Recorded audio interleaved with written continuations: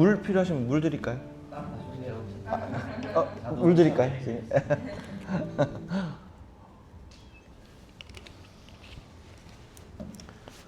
네, 오늘도 주님의 부르심에 반응하여서 이 자리에 오신 여러분들께 주님의 평강이 있으시길 바랍니다. 진정한 안식을 누리시고 또 한 주간 또 안식하면서 살았으면 합니다. 같이 찬양하면서 나아가도록 하겠습니다.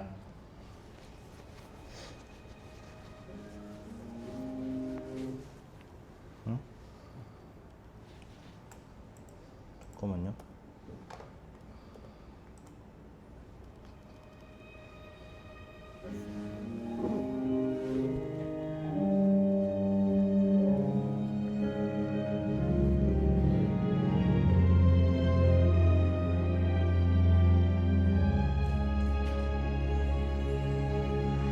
우리 주는 위대하며 능력이 많으시도다. 그의 지혜 무궁하며 인자는 영원하도다. 상한 자를 고치시며 상처를 싸매시도다. 별들의 수를 세시며 이름을 붙이셨도다. 그가 구름으로 하늘을 덮으시며 땅을 위하여 비 준비하시니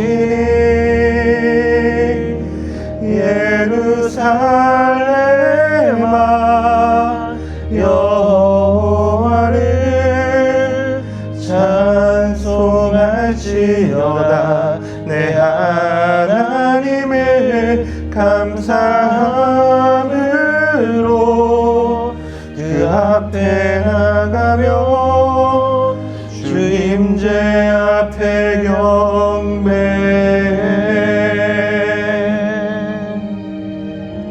예루살렘아 여호와를 찬송할지어다. 아멘. 시온아 내 하나님을 찬양할지어다. 아멘. 다시 고백하겠습니다. 우리 주는 위대하며 능력이 많으시도다. 그의 지혜 무궁하며 인자는 영원하도다. 상한 자를 고치시며 상한 자를 고치시며 상처를 싸매시도다. 별들의 수를 세시며 이름을 붙이셨도다. 그가 구름으로 하늘을 덮으시며 땅을 위하여 비 준비하시니 예루살렘아 예루살렘아 여호와를 찬송할지어다. 내 하나님을 감사함으로 그 앞에 나가며 주 임재 앞에 예루살렘아 여호와를 찬송하시어다. 예루살렘아 여호와를 찬송할지어다. 내 하나님을 감사함으로 그 앞에 나가며 주 임재 앞에 그가 구름으로 하늘을 덮으시며 땅을 위하여 비 준비하시니 그가 구름으로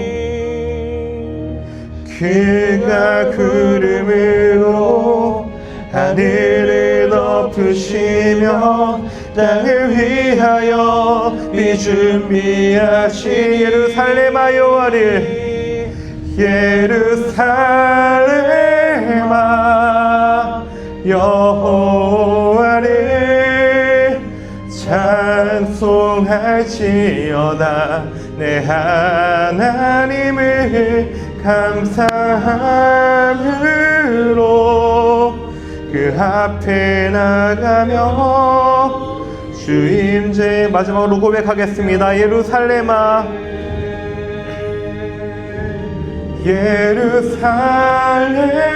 예루살렘아 여호와를 찬송할지어다. 내 하나님을 감사함으로 그 앞에 나가며 주 임재 앞에 경배. 주 임재 앞에 주 임재 앞에 경배.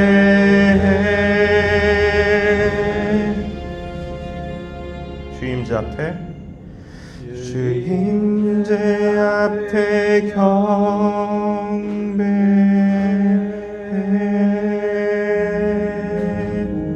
우리 영광을 주님께 박수로 올려드립시다. 감사합니다 하나님.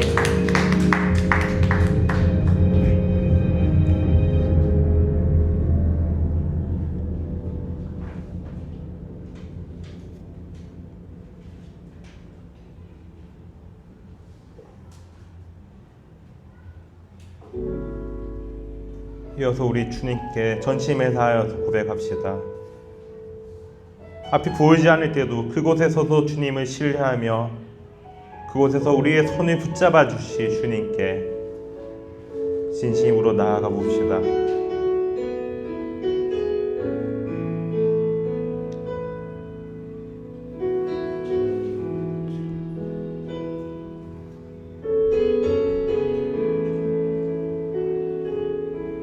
다 같이 고백합니다. 안개 속에서 안개 속에서 주님을 보내 아무도 없을 것 같던 그곳에서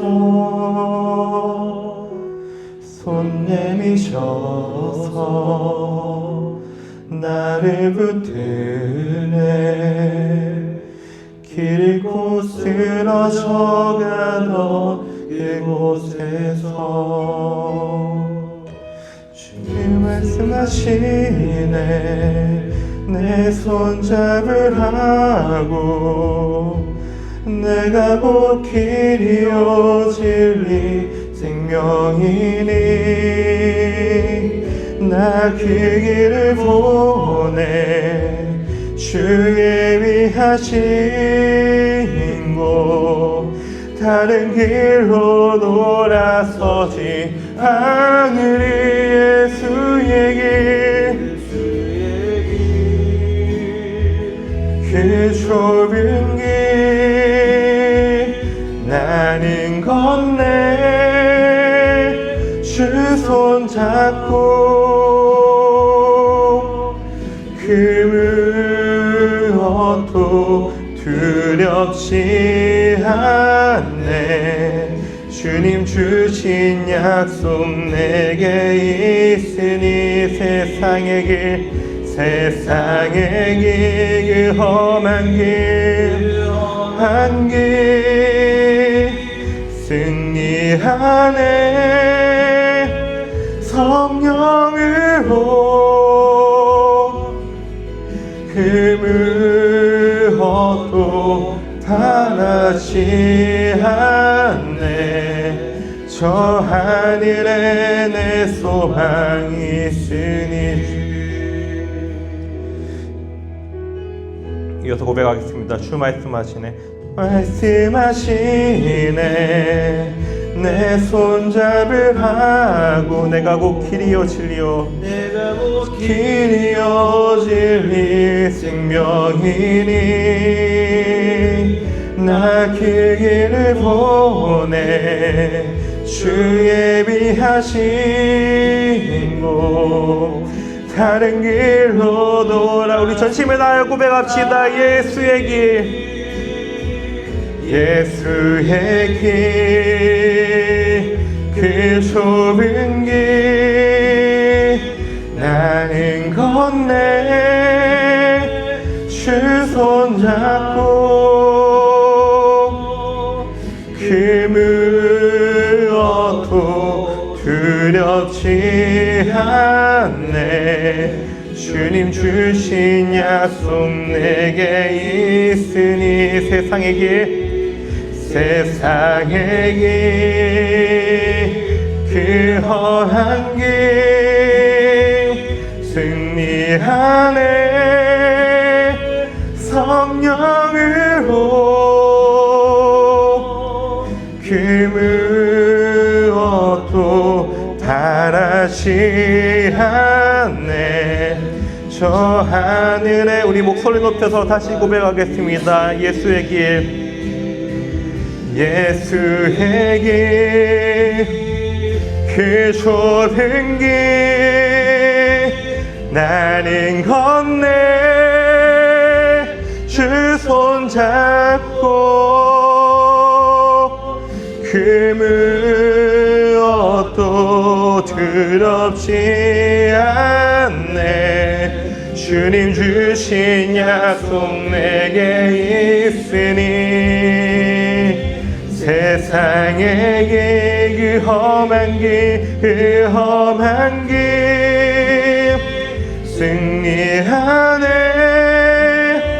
성령으로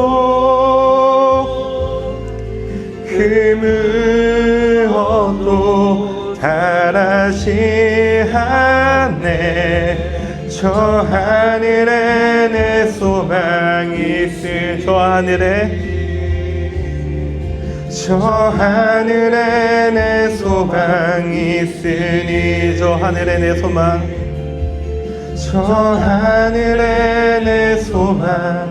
있으니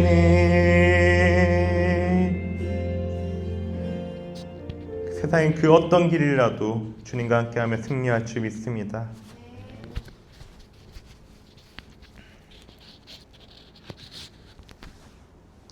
이어서 기도로 예배 준비하겠습니다. 사랑이 많으신 하나님 아버지, 지금 이 자리에서 지금 저희가 주님의 부르심에 응답하여서 이 예배 자리로 왔습니다. 지금 이곳에 온 심정들은 정말 다양할 것이나 주님 그 마음 하나하나를 헤아려 주셔서 그들의 속에 있는 그 응어리들을 그들의 속에 있는 그 갈증들을 다 이곳에서 해소하고 갈 수 있게 하여 주시옵소서. 그래야 이 속에서 진정한 안식이 무엇인지 주님이 주시는 평안이 무엇인지 주님 깨닫고 갈 수 있도록 하여 주시옵소서. 지금 이 청년부에 부어주신 은혜가 정말 한없음을 느낍니다. 지금 이곳에서 모인 이 청년들 주님께서 한 사람 한 사람 찾아가 주시어서 주님 그 삶의 모든 것을 주관하여 주시옵소서. 주님 이 나라가 지금 많이 힘듭니다. 주님 많은 갈등 속에 있습니다. 주님 하나하나 다 해결할 수는 없으나 이 모든 것을 주님께서 주관하고 계신다는 것을 저희는 믿고 있습니다. 주님 이 나라의 갈등과 분열을 막아주시옵소서. 그리고 세상에 많은 전쟁들이 있습니다. 그 전쟁들로 인해서 세상 사람들은 근심을 하고 자기 가족들을 잃곤 합니다. 지금 그곳에서 이 평화가 다시 찾아오길 바랍니다. 전쟁을 지혜롭게 잘 종식시킬 수 있는 지혜를 유정자들에게 전쟁을 하는 자들에게 모두 허락하여 주시옵소서. 주님 이곳에서 우리가 주님의 말씀을 기다립니다. 주님 말씀을 선포하시는 신동현 목사님을 통해서 주님 말씀을 대언하게 하시고 그 말씀을 우리의 삶에서 깨닫고 우리의 삶에 적용하여서 주님이 원하시는 진정한 그리스도인의 삶을 살아갈 수 있도록 하여 주시옵소서. 이 세상에 많은 죄악들이 있습니다. 그 가운데 우리도 거하고 있습니다. 주님, 그 안에서 그 좁은 길을 갈 때 승리하게 하시고, 주님 앞으로도 우리가 주님만 바라보면서 주님이 원하시는 것이 무엇인가, 주님이 인도하시는 길이 어딘가 계속 여쭈어가면서 살아가게 하여 주시옵소서. 지금 이 자리에 없는 청년들도 있을 것입니다. 지금 그 한 사람 한 사람에게도 똑같은 복을 주셔서 지금 언제나 주님을 사모하게 하시고 예배를 찾게 하여 주시옵소서. 주님, 이 자리에 함께 하여 주실 것을 믿사오며 이 모든 말씀 우리 주 예수 이름 받들어 기도드렸습니다. 아멘.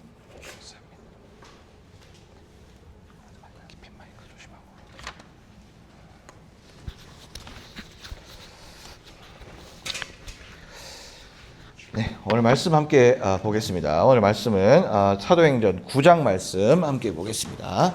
사도행전 9장 26절부터 31절까지 말씀을 함께 읽도록 하겠습니다.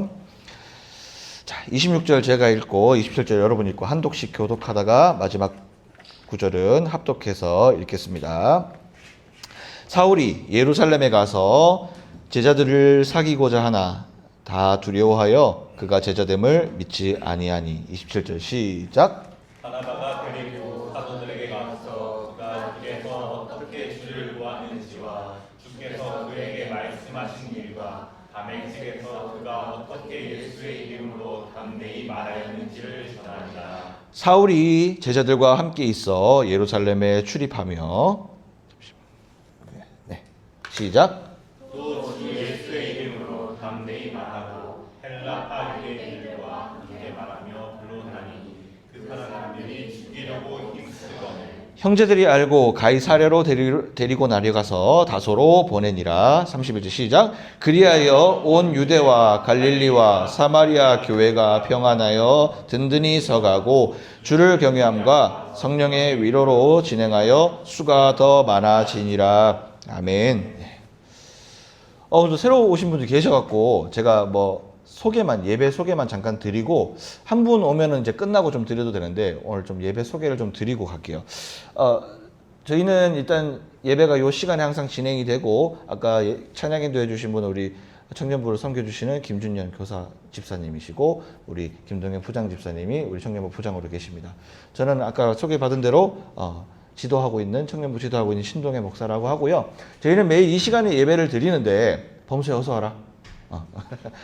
자, 어떻게 예배를 드리는데 저희들은 아까 이제 나누어 드린 요 종이가 하나 있을 겁니다. 그 종이에다가 저희 예배 드릴 때 그냥 수동적으로 그냥 들으면서 끝나는 게 아니라 끝나면 항상 내가 느낀 점에 대해서 상대방의 이야기를 듣고 내 이야기들을 하고 함을 통해서 우리 신앙을 좀 건전하게, 건강하게 저희가 점검받으며 저희를 신앙생활을 하고 있습니다.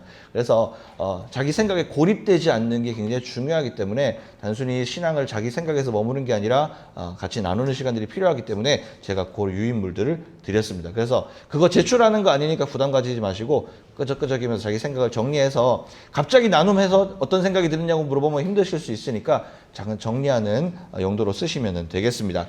어떤 상황에서 어떠한 마음에서 어떠한 시기가 돼서 이 자리에 왔든지 이 자리에 왔으면 다 주님 안에서 오늘 예배드리는 예배자니까 오늘 이 자리에서 주님의 마음을 얻어 가시면 여러분 가장 이 예배 때 잘하고 가시는 겁니다. 그래서 이 자리에 와서 어떤 생각을 해서 앉아 계셔도 상관은 없지만은 제가 알 수는 없지만은 이 자리에서 가장 잘하는 건 뭐냐면 하나님이 나를 오늘 왜 이 자리에 또 오게 하셨을까를 발견하면 제일 잘하고 가는 겁니다.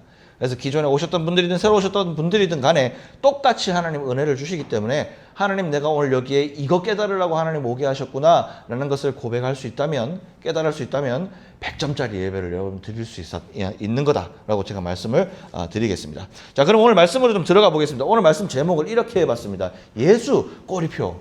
와, 이름이 좀 되게 대조됩니다. 꼬리표라뇨. 꼬리표는 좋은 게 아니에요. 뭐 좋은 수도 있겠지만은 예수 꼬리표다. 오늘 대표적인 예수 꼬리표 한 사람을 좀 얘기를 하려고 그래요. 오늘 말씀에서 나중에 바울이라는 이름이면 사울이라는 사람이 등장을 하게 됩니다.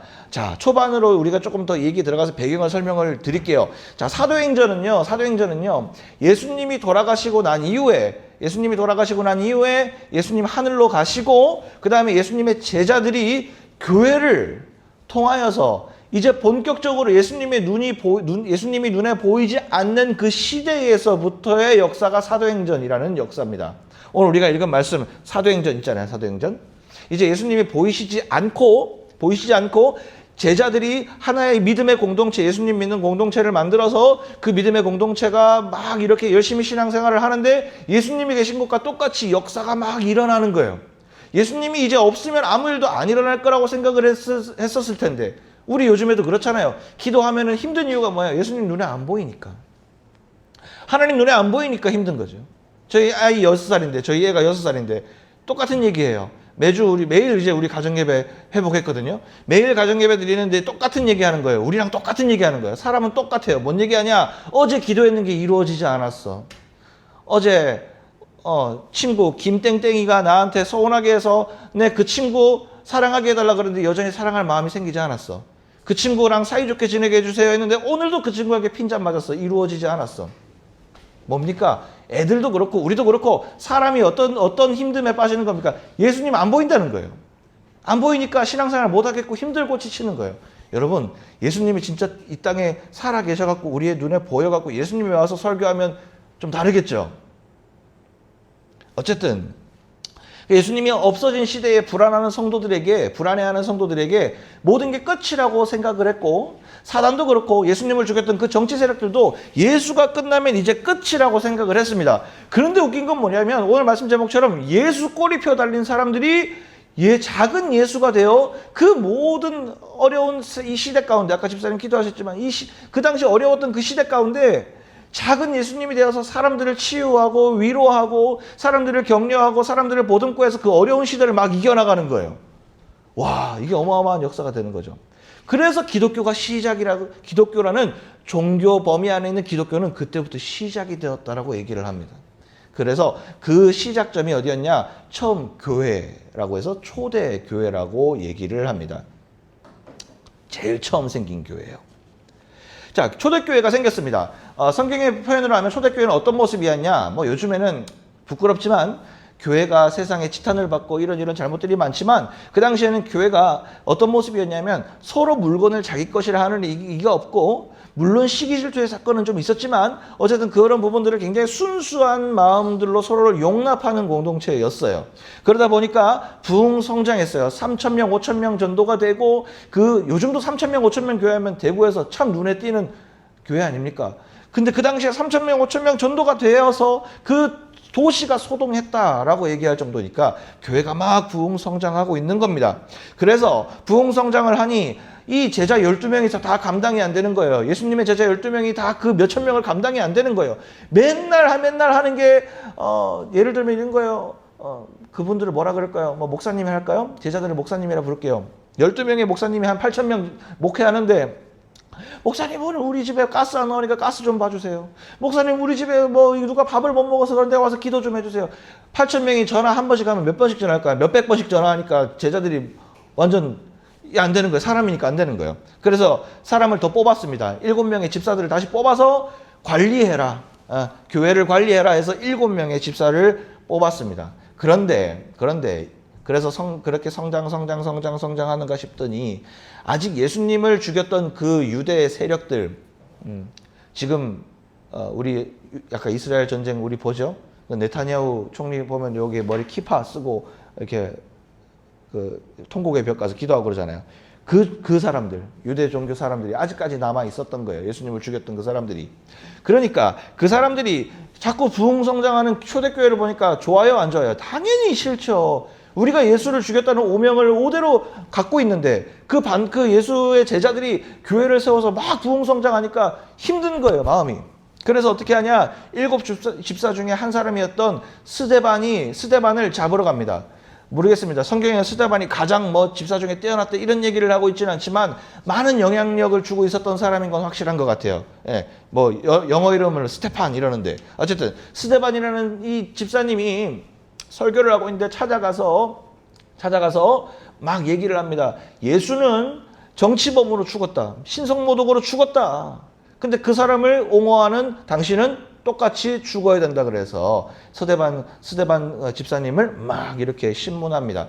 결국은 이 아랍 사람들 얼마나 무섭습니까? 공통적인 행동하면. 결국은 스데반 집사가 어쨌든 간에 그 설교하는 얘기를 듣고 도저히 이길 수 없어서 막 옷을 찢고 몸에 종기가 나는 거예요. 싫은 거예요. 예수가 싫은 거예요. 그래서 스데반을 데리고 나와서 돌로 쳐서 그 자리에서 죽이게 됩니다. 그런데 그 자리에 스데반을 죽인 그 자리에 돌을 던지던 사람 중에 이 성경은 그 수많은 사람들 중에 한 사람에게 집중을 합니다. 바로 그 이름이 사울이라는 사람입니다. 스데반이 죽었을 때 당시 이 사람이 신성모독하고 그 예수 도당으로서 핵심 분자라고 증인했던 사람 중에 한 사람입니다. 핵심 분자. 유대당의 핵심 분자입니다. 강경 분자입니다. 그래서 나는 인생을 예수쟁이 때려잡는데 인생 쓰겠다라고 했는 사람이 사울입니다. 공부도 많이 했어요. 석사, 박사 다 땄습니다. 어디 가가지고 서울대학교 수준보다 훨씬 뛰어난, 그 당시에 뛰어난 중동의 최고의 권위가 있는 가말리엘 문화에서 수학했습니다. 그래갖고 가장 똑똑한 브레인으로서 앞날이 창창한 그에게 가지고 있던 사명은 뭐냐? 돈을 많이 벌겠다, 대통령이 되겠다가 아니라 예수쟁이 때려잡겠다. 나는 예수쟁이 제일 싫다. 그것 때려잡겠다. 그 인생으로 살아가게 되어집니다. 수많은 사람들을 죽였습니다. 수많은 사람들을 잡아가뒀습니다. 완전히 예수 믿는 사람들에게는 당시 초대교회에는 사울이라는 이름은 벌벌벌 떨 만큼의 어마어마하게 잔인한 사람이었습니다. 그런데 그 사울이 어느 날은 예루살렘 이스라엘 근처만 아니라 얼마나 그 열정이 뛰어난지, 예수쟁이 때려잡겠다는 열정이 얼마나 강력한지 옆에 있는 시리아 다마스커스에 이제 그들이 있다라는 소리를 듣고 그쪽으로 막 이제 가게 되어집니다. 가고 있는 다른 옆에 시리아 쪽으로 이제 예수쟁이들을 잡으러 갑니다. 잡으러 가는데 이제 다마스커스 지금도 있죠? 시리아에 다마스커스 길목에서 갑자기 하늘에서 강한 섬광을 통해서 눈이 부셔 낙마하게 됩니다. 말을 타고 있는 낙마하게 됩니다. 근데 그 빛 가운데 너무 그 빛이 강렬해서 왜 오늘 이렇게 빛이 비치고 있나? 아우, 내가 막 이렇게 빨리 가야 되는데 하고 있는데 그 빛 속에서 주님의 음성을 듣게 되어지는 거죠. 당신 누구냐고 사울이 막 따졌습니다. 어떤 음성이 들려서 막 따졌습니다. 누구냐고? 누가 내 가는 앞길을 막고 있냐고. 근데 그 빛이 이렇게 사울에게 다가온 거죠. 네가 핍박하는 예수다. 네가 그렇게 핍박하고 박해하는 예수다. 만나게 되어집니다. 성경에는 그 이후에 예수님과 어떤 대화를 나누는지 나타나지는 않지만 그 빛이 너무나 강렬했고 사울의 마음속에 빛으로 예수님이 오셨던 것은 사울의 마음 가운데 있는 가장 깊은 그 어두움을 해결하듯 빛으로 찾아오신 예수님이었기에 바울은 충격이 가시지 않아서 집가라는 곳에서 머물러 아무것도 할 수가 없었습니다. 강한 성광 때문인지 그 자리에서 눈을 잃어버리고 말았고 시력을 잃어버리게 되었습니다. 그래서 3일 동안 이게 뭔가? 내 인생 정말 내가 공부도 할 만큼 했고 내가 권력을 올라만큼도 올라갔고 내가 지금 라인 탔는데 요 길로만 가면 내가 유대교에서 내가 한 자리 할 만한 사람인데 내가 대제사장 정도를 할 사람인데 내가 지금 이게 뭐 하는 것인가? 라는 생각을 하고 있었을 겁니다. 내가 핍박하는 예수, 내가 환청을 들었나라는 생각도 할 것이고 이게 뭔가라는 생각도 할 겁니다. 아니면 이제 보이지 않는데 내가 어떻게 이 자리에서 이 라인 타가지고 어디까지 올라가야 되지? 내가 어떻게 먹고 살아야 되지? 생각도 했을 거고요. 오만 생각을 다 했겠지만 결국에 이 사울의 마음 가운데 가장 강력한 마음은 무엇이었냐면 예수가 누구인가라는 것이었어요. 예수가 누구인가? 내가 핍박하던 그 예수가 나에게 빛으로 다가오셨다는 거예요. 내가 잘못했구나. 예수라는 존재를 인식하면서부터 이 사울은 그 자리에서 회개할 수밖에 없었습니다. 사람을 죽이면 안 되는구나 정도가 아니었어요. 내가 예수를 핍박하면서 이런 일을, 내가 예수를 미워하는 마음이 사람을 죽이는 데까지 갔구나. 사람을 갖다 돌로 쳐서 죽이는 데까지, 살인하는 데까지 내가 그 마음이 옮겨졌구나.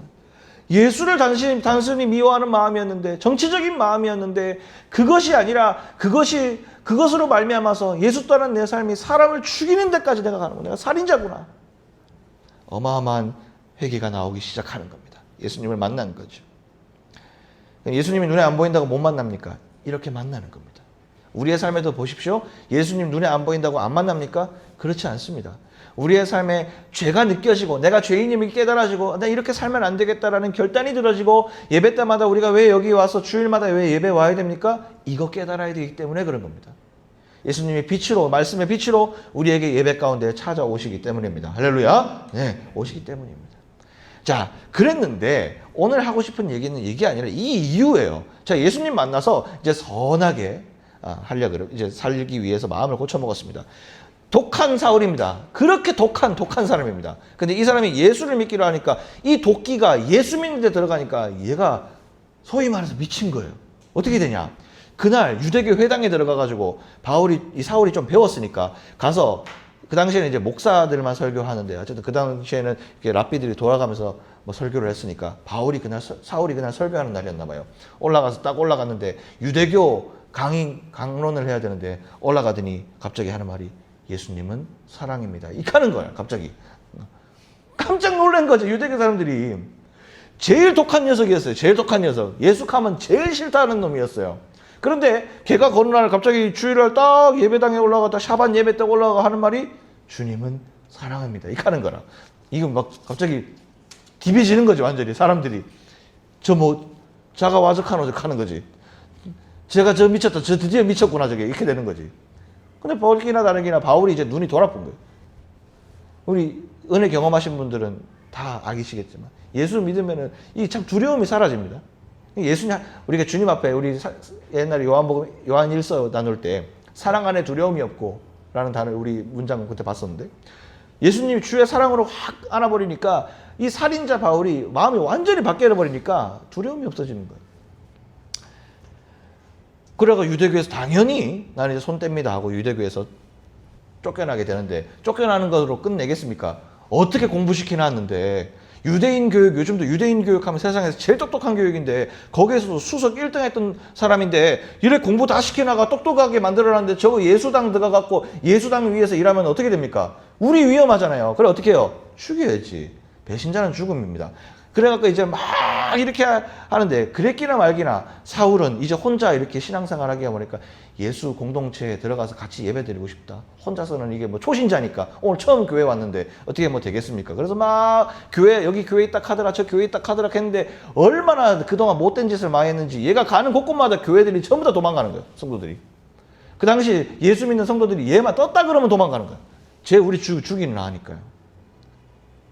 그래갖고 소문도 났습니다. 바울이 달라졌대. 사울이가 달라졌대. 예수 믿는데 근데 아무도 안 믿어주는 거야. 이게 뭡니까? 우리 아까 얘기했던 꼬리표가 달린 거야 이미.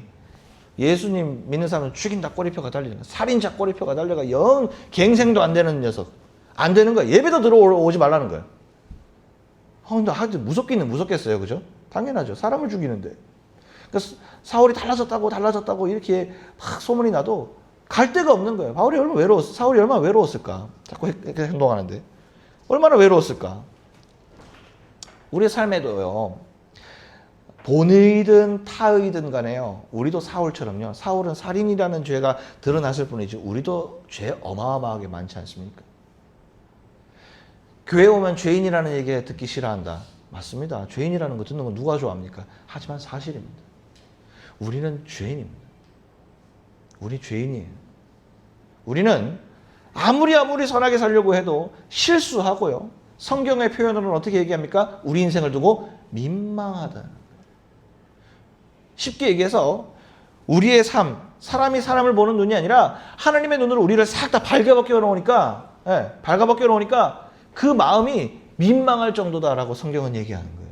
우리 마음에 선한 생각보다는 죄악의 생각, 시기, 질투, 미움 이런 것들이 가득하더라 이 말이에요. 시기, 질투, 미움 없는 사람 어디 있어요? 라고 얘기할 것이 아니라 그 시기, 질투, 미움, 욕심 때문에 어마어마한 죄들이 파생이 됩니다.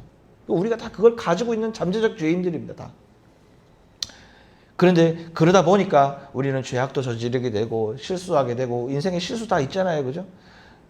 다 한 번씩 한번 물어보진 않을 테니까 한번 떠올려 보세요. 내 인생에 꼭 하나 지워야 될 기억이 있으면 뭘 지울지. 생각해보면 다 있잖아요, 우리. 근데 그것이 죄의 꼬리표가 되는 경우가 있습니다. 사단은요, 우리의 자그마한 실수를 길게 늘어뜨려서 꼬리표가 되게 만듭니다. 그래서 우리에게 뭐라고 얘기하느냐면, 너 이런 녀석이잖아. 야, 너 과거에 이랬던 애인데 네가 무슨, 우리에게 제일 달콤하게 얘기하는 겁니다. 네가 이거. 네가 뭐 그거 할 만한 자석이가. 네가 의에 살아왔는데 네가 교회를 나간다 이 말이고. 웃기는 소리 하지 말아라. 야, 네가 뭐 은혜 받았다고. 야, 웃기는 소리 하고 있네. 네가 뭐 은혜 받는다고. 가만히 있거라. 심지어 교회에서도 그러는 경우들이 있습니다. 내 열심히 오늘 이번에 내 성가대 하고 내 이번에 뭐 하고 내 봉사 한번 해보려고 합니다. 그러면 네가 뭘 하노? 세상은 더 하겠죠. 우리가 어떤 사람이다. 저런 사람이다. 그런 꼬리표가 우리가 항상 있으니까 사단이 그걸 계속 공격하니까 우리 뭐 해야 돼요? 우리 뭐 어떻게 됩니까? 가면 쓰고 사는 거예요. 아닌 척하고 사는 거예요. 사단이 계속 찌르거든요. 사람을 통해서. 그거 안 들키려면 어떻게 해야 돼요? 가면 써야 돼요. 가면 써야 돼요. 그러니까 어떻게 자기 상실의 시대가 되는 겁니다. 혹자는 이 상황을 어떻게 얘기하느냐? 고립과 우울의 시대라고 얘기를 합니다. 가면을 쓰면 내가 없고 맨날 고립되고 우울하는 시대거든요. 어떤 시대입니까? 대한민국 시대 아닙니까? 이런 우리에게 성경이 우리에게 주는 말씀 두 가지는 첫 번째, 예수님은 우리에게 있어서 어떤 존재냐? 우리의 죄를 해결해 주시는 유일한 분입니다. 두 번째, 교회는 죄인들이 오는 것이며 누구나 하나님 앞에 누구나 사람 앞에 정죄받을 수 없다는 거예요. 자, 이 얘기해 볼게요. 예수님이 우리의 죄 해결해 주실 유일한 분이라는 것은 맞습니다. 예수님을 믿으면요, 예수님께서 우리의 죄를 사해 주시고 예수님 앞에 우리의 죄를 회개하면 우리의 죄를 사해 주셔요. 이제 자유롭게 된다라고 주님 말씀하세요. 이제 그 죄를 내가 기억하지 않겠다라고 선포하셨어요. 넘이 뭐 하든 상관없어요. 예수님은 우리가 진정으로 예수님 앞에 우리의 죄를 회개하면 그것을 기억하지 않으시겠다. 내가 너를 천국 백성 삼아 주시겠다. 성경에서 약속하셨습니다. 이거 부인하면 예수 믿는 거 생활 안 됩니다. 교회 생활 절대 안 됩니다. 힘들어서 못 합니다. 예수 앞에 자유하게 됩니다. 그런데 두 번째, 그렇게 살아감에도 불구하고 우리에게 공격이 있을까요? 없을까요? 있습니다. 사람은요, 사람은 사람으로 하여금 정죄하게 됩니다. 정죄가 뭔 뜻이에요? 네 죄 있다라고 얘기하는 걸 정죄라고 합니다. 사단이 시키는 행동입니다. 사단이 이 인류 역사에서 가장 강력하게 했던 행동입니다. 사람 음란, 욕심, 시기, 질투요. 그거 다 이거 하나로 시작되는 겁니다. 사단이 태초부터 지금까지 가장 많이 사용했던 방법 정죄입니다. 너 죄 있지. 너 이런 놈이잖아. 너 저랬잖아. 니 이런 애잖아. 그게 뭡니까? 우리 아까 얘기했던 꼬리표. 죄의 꼬리표입니다. 그 사람 미치게 만드는 겁니다. 그게.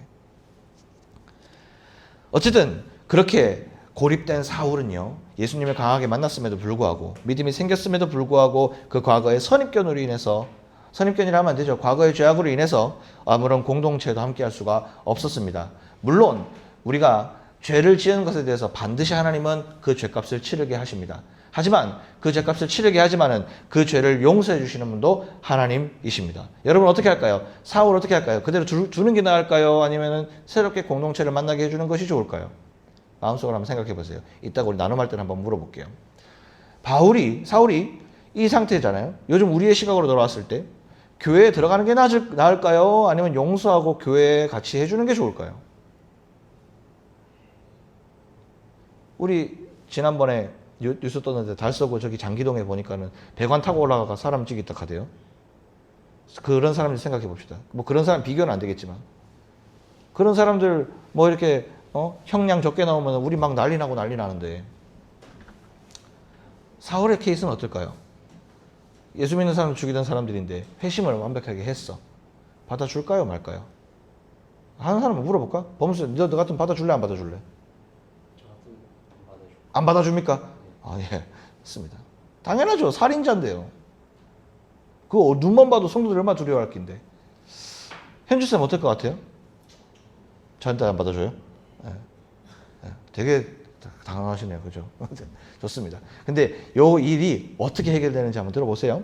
자, 그랬는데 사울에게 갑자기 어마어마한 하나님의 역사가 또 한 번 일어나기 시작하는데 사람이 하나 나타나는데 바나바라는 사람이 나타나게 됩니다. 이 사람 바나바는 아까 말했던 7집사 스데반의 동료였어요.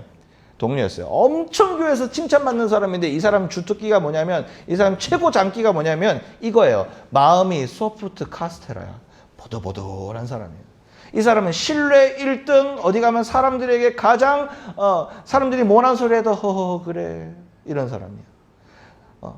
붙잡고 와가지고 막 자기 얘기해도 2시간, 3시간을 들어줄 수 있는 마음의 보드러움이 거의 뭐 서문시장 카스테라야. 거의 완전히 뭐 너무너무 선한 사람이야. 근데 이 사람이 사울이 방황하는 걸 보게 된 거예요. 너무 안타까운 거예요. 그래서 이 바나바가, 그리고 자기 동료를 죽였잖아요. 스데반을. 얼마나 화도 나겠어. 하지만 그 마음이 엠보싱이었던 이 바나바는 사울에게 접근을 합니다. 해서 내가 당신의 마음을 다 알 수는 없지만 당신 마음 가운데 살아있는 예수님의 마음을 실천하겠다 해서 이 바나바가 보증인이 되어 가장 초대교회의 핵심에 있는 베드로의 공동체로 이 사울을 데리고 가게 되었습니다. 당연히 바나바가 왔다고 하니 베드로의 공동체, 이 제자들의 공동체가 아무 의심 없이 문을 열어줬습니다. 그런데 바나바 뒤에 있는 싹 보니까 어두운 그림자가 보이는데 사울인 거야. 깜짝 놀란 거야. 그런데 바나바가 데리고 왔으니까 이게 찬물과 뜨거운 물이 막 왔다 갔다 하는 상태에서 난리가 난 거죠, 교회가. 그런데 바나바가 그 상황에서 이 사울에 대해서 이야기를 하고 소명하고 보증이 되어주고 쫙 이렇게 바나바가 그 모든 상황을 해결해 줍니다. 그래서 아무런 공동체도 들어갈 수 없고 아무런 곳에서 속할 수 없고 여전히 살인자라는 낙인 앞에서 그 예수를 핍박했다는 과거 앞에서 아무런 발전도 할 수 없었던 그 인생의 새로운 발전의 시작이 이때부터 펼쳐지게 되어집니다. 그래서 이 바울은 우리 사도행전 지금 9장 보고 있지만 3-4장만 넘어가면 나중에 전 유럽을 휩쓸고 다니면서 본인이 했던 그 모든 일을 마치 갚듯이 온 이 그리스 헬라 시대의 온 시대를 전도하는 희대의 전도자 바울이 되어집니다. 나중에는 로마에 끌려가서 로마 시민권을 땄음에도 불구하고 이 예수 전하는 것 때문에 오히려 목이 잘려 순교하게 됩니다. 바울 덕분에 에베소라든지 고린도라든지 갈라디아, 데살로니가 수많은 외로움에 떨고 있는 바울 자기가 똑같은 예루살렘이야 그래도 믿는 사람들이 많이 있으니까요. 예수 믿는 사람 많이 있으니까요. 근데 헬라에는 그러지 못했어요. 로마 제국이 영향권 아래 있었기 때문에 많은 핍박과 사람들의 핀잔을 들어야만 했던 교회들이 많이 있었습니다. 지하에 내려가서 교회를 차려야 했습니다. 그리고 사람들 앞에 핀잔 듣고 손가락질 당하는 외로운 사람들이었습니다. 그 사람들을 바울이 가서 목회하기 시작해서 갈라디아, 에베소, 서머나, 빌라델비아 수많은 교회들에게 가서 이 바울이 목회를 해서 그들이 위로하게 되는 인생으로 앞으로 살아가게 되어집니다. 그 바울이 전했던 그 복음이 로마에 펼쳐지고 그 로마가 그 복음을 받아들여 기독교 국가가 되고 그것이 유럽 사회에 펼쳐지며 그것이 미국으로 건너가고 미국이 기독교 국가가 되어서 그 복음이 우리에게 오기까지 하게 됩니다. 그래서 오늘 우리는 이 시기에서 이제 동로교회 역사, 저희 그 80년인가요? 70년인가요? 이 역사까지 우리도 올 수 있게 되는 겁니다. 자, 예수 꼬리표. 오늘 말씀 제목을 이렇게 정해봤습니다. 자, 우리 인간은 죄인입니다. 성경은 아까 말씀드린 대로 우리를 민망히 여긴다. 하나님 우리를 보실 때 우리는 다 얘기할 수 없지만 우리 마음을 민망하다. 너희들 마음이 어떻게 그렇게 죄악이 많니? 정말 해결해도 또 해결할 것이 남았니라고 얘기할 정도로 민망히 여기신다라고 말씀하는 그런 죄인입니다. 맞습니다. 우리 연약하고요. 우리가 열심히 살려고 했는 일들이 때로는 오해를 받기도 하고 때로는 정말 잘못된 방향 때문에 누가 알려주지 않아서 실수하는 게 너무나도 많은 사실 우리이기는 합니다. 하지만 이것은 여기서 우리가 기억해야 될 거 따라합시다. 죄가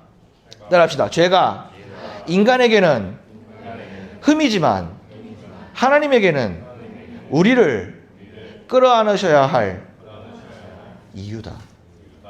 죄가 사람들에게는 흠 잡아야 되는 일이고 죄라는 것이, 우리에게 죄라는 것이 사람들에게는 끌어내려야 될 이유고 딱 마침 하나 잡아서 저 사람 멸망시키기 좋고 하는 약점이지만, 하나님에게는 우리에게 죄가 뭡니까? 하나님이 우리를 끊어안으셔야 되는 이유였어요. 우리가 죄인이기 때문에 하나님 앞에 들어갈 수 있었어요. 우리가 내 잘났다라고 하면, 내가 내 잘났고 내 몸 건강하면 병원에 갈 필요가 없어요. 우리가 몸이 아프고 연약하기 때문에 의사에게 가서 치료를 받고 하는 겁니다. 우리가 죄인이기 때문에 예수님 앞에 나와서 치료받고 회복되고 끌어안음을 누리고 하는 겁니다. 교회는 어떤 곳입니까? 교회는 그 아픈 사람들이 와서 얼마든지 자신의 아픔을 토로할 수 있고, 자신의 아픔이 드러나더라도 그것을 끊어줄 수 있는 공동체가 바로 이곳입니다. 그래서 이 청년부 오늘 이 시간에 온 여러분들 한 사람 한 사람은 이 시간에 와서 하나님께서 여러분을 끌어안으시는 부분들을 느끼셔야 돼요. 아까 말씀드렸던, 하나님이 나를 오늘 여기 왜 오게 하셨을까라고 했을 때 여러분 가지고 있는 그 엄청 오래된 상처들 혹시 있는 분 있으실지 모르겠어요? 아니면 이번 주 살아오면서 사람 때문에 상처받거나 돈 때문에 상처받거나 이번 주 살아가면서 또 여러 가지 어려움들이 느끼셨던 분들이 있다면, 상처가 됐던 분들이 있다면 오늘 이 자리에서 하나님 앞에 솔직하게 내어놓고 하나님 여러분을 이렇게 얘기하실 거예요. 괜찮다라고 얘기하실 거예요. 그리고 내가 너를 향해서 앞으로 더 할 일들이 많이 남았고 나와 함께 같이 가자라고 주님 얘기하실 거예요. 성경에 주님은 그렇게 얘기합니다.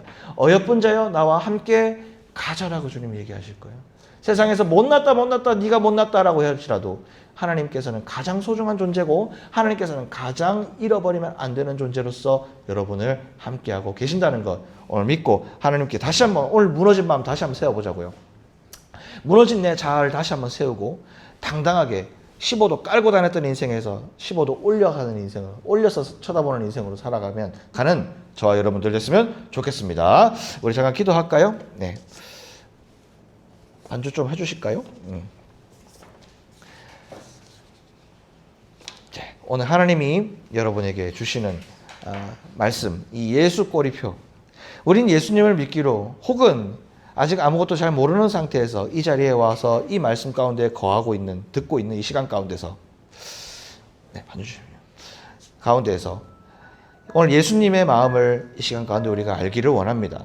예수님의 마음을 담아가기를 원합니다. 세상 그 누구도 나보고 괜찮다라는 얘기를 해준 사람이 없는데, 내가 가지고 있는 이 철두철미한 이 정말 해결되지 않는, 이 나를 정말 괴롭히고 있는 이 몇 년이 지나도 해결되지 않는 이 고질적인 문제가 오늘 예수님으로 인하여 회복되기를 원합니다.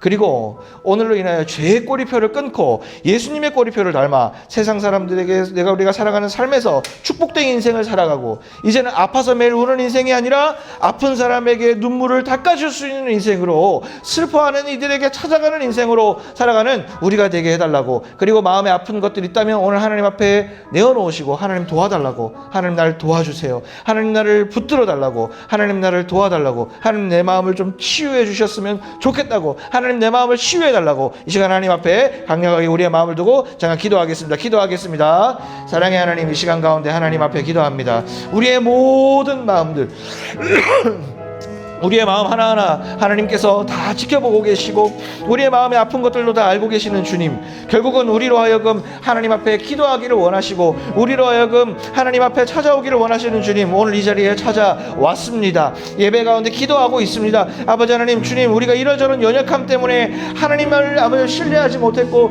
매일매일 아파서 슬퍼했는 시간들이 우리에게 있었습니다. 아버지, 해결되지 않는 문제 때문에 나 자신을 아버지 하나님 비하하면 나도 사랑할 수 없는 내 자신임을 이 시간 때 너무나도 힘들었던 시간들을 아버지 하나님 돌아보게 되어집니다. 아버지 하나님, 이제 우리를 끌어내리고 우리를 아무것도 아니라고 얘기하는 그 아버지 사단의 기계를 아버지 이겨내게 도와주시고, 이제는 아버지 하나님, 하나님과 함께 좀 더 아버지 하나님 주님의 자녀로서 건강한 마음과 아버지 담대한 마음으로, 아버지 내가 세상 가운데 이것 못했을지 몰라도 저것 못했을지 몰라도 하나님 앞에 내가 정말로 담대하게 걸어가는 사람 되게 하여 주시고, 하나님 오늘 사울에게 바나바를 붙여주셨던 것처럼 나에게도 아버지 하나님 내 마음을 이해해 줄 수 있는 좋은 아버지 믿음의 동력자를 우리들에게 다 붙여주셔서 아버지 어딜 가든지 외롭고 지치지 않도록 하나님 붙들어 주옵소서. 하나님, 우리의 마음을 하나님이 이해하시고, 하나님 우리의 마음을 민망히 여기시지만 우리를 끝까지 포기하지 않으시고 우리를 건강하게 살기 원하시는 하나님 아버지께서 오늘 이 마음 가운데 지키시는 하나님, 우리의 마음을 지키시는 하나님 오늘 바라보게 하여 주시옵소서. 경험하게 하여 주옵소서. 아버지, 자리에 온 사람들 한 사람 한 사람 삶의 모든 고뇌 가운데, 삶의 모든 시간 가운데, 혹은 아버지 지난 일주일 지나오면서 얼마나 많은 힘든 일들이 있었는지 저는 알 수 없지만 아버지 하나님, 이 자리에 온 한 사람 한 사람 마음을 주님 위로해 주시고, 한 사람 한 사람 마음을 주님 아버지 회복시켜 주시고, 아버지 한 사람 한 사람 마음을 담대하게 하여 주셔서 이제 땅을 보고 살아가는 인생이 아니요 하늘을 보고 살아가는 인생이 되어져서 아버지 하나님, 담대하고 두려울 것이 없는 능력된 일꾼으로 살아갈 수 있도록 주님 붙들어 주옵소서. 하나님, 우리의 마음 무너져 있는 우리 심령에 하나님 강력하게 역사해 주시고, 아버지 하나님 오늘 위로와 회복의 시간 되도록 하나님 역사하여 주옵소서. 아버지 하나님, 세상을 만드시고 천지를 만드신 우리 하나님께서 우리의 주인이시고 우리의 아버지 하나님 아버지 되심을 시간 아버지 하나님 믿고 아버지 하나님 주님 앞에 고백하니 주여 우리 마음을 붙들어 주시옵소서. 하나님 붙들어 주시옵소서. 찬양합시다. 하나님은 너를 지키시는 자.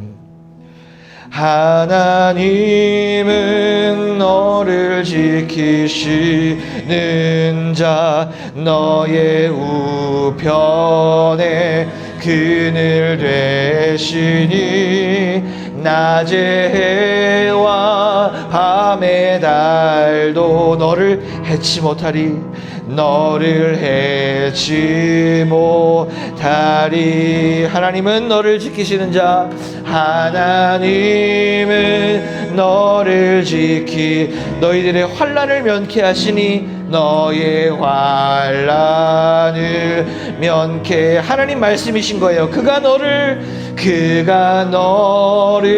지키시리라. 너의 출입을 지키시리라. 너의 출입을 성경에서는 그런 사람에게 이렇게 얘기해요. 눈을 들어 산을 보아라. 너의 도움 어디서 오나. 천지 지으신 너를 만드신 누구에게로부터요? 여호와께로. 여호와. 한 번 더. 하나님은 너를 지키시는 자, 하나님은 너를 너의 우편에 그늘 되시니 낮의 해와 밤의 달도 너를 해치 못하리. 한 번 더. 하나님은 너를 지키시는 자, 하나님은 너를 지키시는 자, 너의 환난을 면케하. 그가 너를 지키시리라. 너의 모든 것을 너의 출입을 지키시리라. 고백합시다. 눈을 들어 산을 보아라. 너의 도움 어디서 오나. 천지를 지으신 너를 만드시는 여호와께로다. 한 번 더. 눈을 들어 산을 보아라. 눈을 들어 산을 보아라. 너의 도움 어디서 오나. 천지 너를 가장 잘 아시는 여호와 하나님에게로부터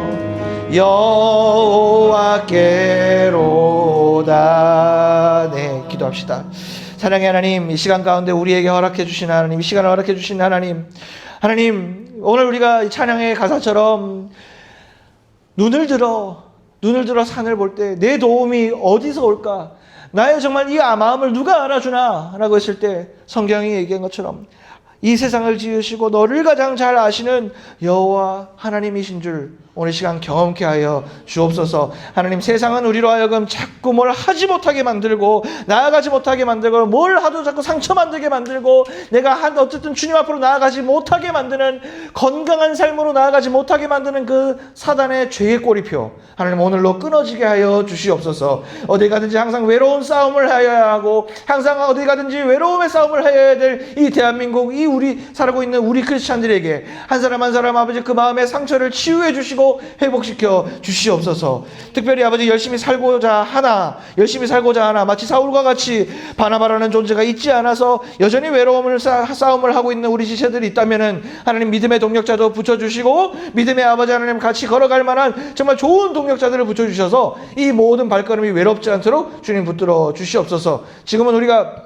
청년부가 올해 예배를 런칭하여 이제 슬슬 걸어가는 아직 이제 준비하고 이제 초반기에 접어들고 있으나 아버지 6개월 아버지 주님의 은혜대로 이렇게 잘 오게 되었습니다. 아버지 하반기도 아버지 하나님 주님께서 지켜주시고 우리 예배 공동체 안에 더 아버지 우리 오늘 바라바처럼 서로 아버지 기도하며 서로 위로하며 서로의 마음을 아버지 하나님 회복시키며 정말 건강한 초대교회와 같은 그런 귀한 교회가 되어져서 우리 이 자리에서 바울도 나오고 정말 변화된 바울도 나오고 수많은 아버지 믿음의 주역들이 다 나오는 자리 이 자리 될 수 있도록 주님 붙들어 주시옵소서. 아버지 하나님 특별히 오늘 예물을 준비해 드린 아버지 하나님 주님 손길마다 60배 100배의 결실을 거두게 하시고 그 손의 능력으로 말미암아 그들의 손의 능력으로 말미암아 회복의 역사가 일어나게 하시고 주여 축복의 역사가 있게 하여 주시옵소서. 감사드리며 이제는 우리 구 주 예수 그리스도의 은혜와 하나님 아버지의 무한하신 사랑과 성령 하나님의 감화감동 충만 축복하심이 오늘 이 자리에서 다시 한번 주님 만나기를 원하며 회복되기를 원하며 다시 한번 예수 꼬리표로 말미암아 담대하게 살아가기를 원하는 주의 자녀들 머리머리 위에 동로교회 청년부 위에 지금부터 영원까지 함께 하시기를 간절히 축원하옵나이다. 아멘. 감사합니다. 네. 예배는 마쳤고요. 광고 좀 드리겠습니다. 오늘도 예배 오신 여러분들 너무 환영합니다. 오늘 새로운 또 분들이 또 세 분 오셨는데 우리 환영의 박수 하고 환영의 박수 하겠습니다. 네, 우리 소개는 이따가 나눔할 때 좀 듣도록 하고요. 학예 수련회 계속 준비하고 있습니다. 8월 8일부터 9일, 10일, 10일은 이제 마지막 우리 예배로 이제 마무리가 되어지는데 8월 8일 교회에서 저희들 프로그램 진행하고 9일은 좀 외부로 나가서 저희들 좀 같이 식사하고 좀 같이 교제하는 시간을 가지고요. 10일 날은 똑같이 여기에서 예배를 드리는데 그때는 청소년 학생들이 같이 와서 저희와 예배를 같이 하게 될 겁니다. 물론 수련회 전반적인 일정 청소년부랑 같이 하겠지만은 여러분 기도해 주시고 여러분들 좋은 시간 될 수 있도록 마음 써주시길 바랍니다. 예, 날짜를 미리 알려드린 이유가 2달 전에 미리 알려드린 이유가 꼭 시간을 좀 맞추시라는 차원에서 말씀드렸습니다. 자, 그리고 다음 주는 맥주 감사절로 지킵니다. 맥주 감사절이 무슨 날인지 아시지요? 라고 하면은 당연히 말씀 안 하실 거니까 맥주 감사절은 보리맥자 추수할 추자를 써서 첫 수확을 하나님 앞에 드리는 날입니다.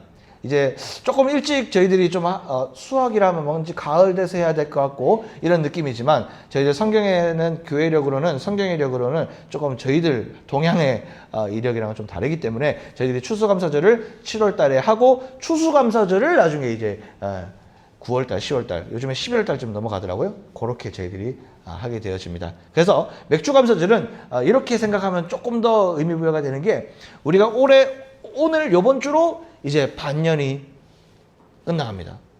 전반기가 끝이 납니다. 전반기 때 여러분들 살아오시면서 감사할 것도 많으시겠지만 또 회개할 것도 있고 또 우리가 여러 가지 생각할 것도 많은데 맥주감사절은 이제까지 오신 하나님께 감사하는 게 됩니다. 그래서 다음 주는 여러분들에게 하나의 감사 제목을 하나씩 받아서 여러분들 위해서 기도하려고 그렇게 준비 중이니 다음 주에는 맥주감사절로 저희들 함께 하도록 하겠습니다. 맥주감사절을 작년에는 우리 간치 연합 예배를 드렸는데 다음 주는 똑같이 이렇게 예배 드립니다. 저희 청년부 따로 교육부 따로 드리니까 2부 예배 하지 마시고 이쪽으로 와서 저희들 예배 정상적으로 진행되니까 참고해 주시면 되겠습니다. 네, 바로 나눔 시작하겠습니다. 수고하셨습니다. 박수로 우리 예배 마치겠습니다. 감사합니다.